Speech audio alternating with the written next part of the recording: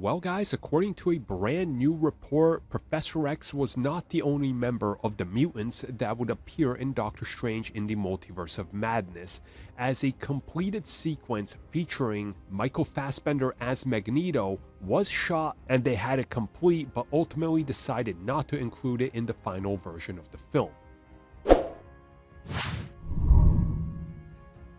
One of the earliest rumors relating to Doctor Strange in the Multiverse of Madness and even WandaVision was the fact that we would get the revelation that Wanda is in fact related to Magneto. Now, of course, this wouldn't make sense in the proper MCU because Magneto and the mutants seemingly don't exist just yet, and we don't know how they're going to handle that, but we all figured because of the use of the multiverse, this would be a thing. Plenty of reports by scoopers and journalists out there stated that Michael Fassbender did in fact get contacted and ultimately did agree to appear in the film. The recent report comes at us from the Weekly Planet from James Clement, and he talks about how in the editing process of the film and when they were coming up with the final version of the film, that some cuts had to be made. Michael Fassbender showing up as Magneto is one of these cuts that did not make it into the final version because they felt that it was out of place.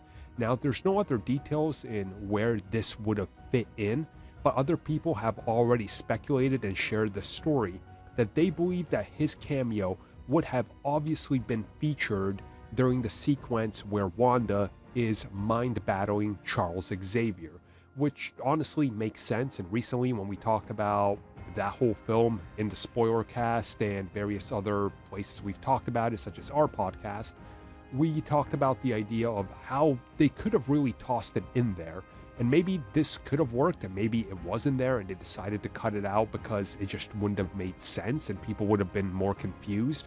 And I do think that there is something to that. Like, for example, me and you know the relationship there, but a lot of casual people don't, and they could have just been more confused and asking more questions. So ultimately they decided to cut it, and I would wager that this was probably in the much longer cut of the film that Sam Raimi had, which was reportedly closer to 2 hours and 40 minutes, which again, that does seem like a pretty long runtime and you can have more.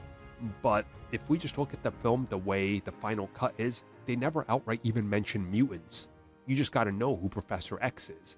So again, I could see why this would have been cut and why it never made it in, and ultimately why they're probably never going to release it. It just doesn't make sense. Charles Xavier was enough, but then including a younger version of Magneto, not the one that's the same age as Professor X, that's also jarring. So you kind of had to just look at what they were working with and go, we can cut that because it doesn't make sense.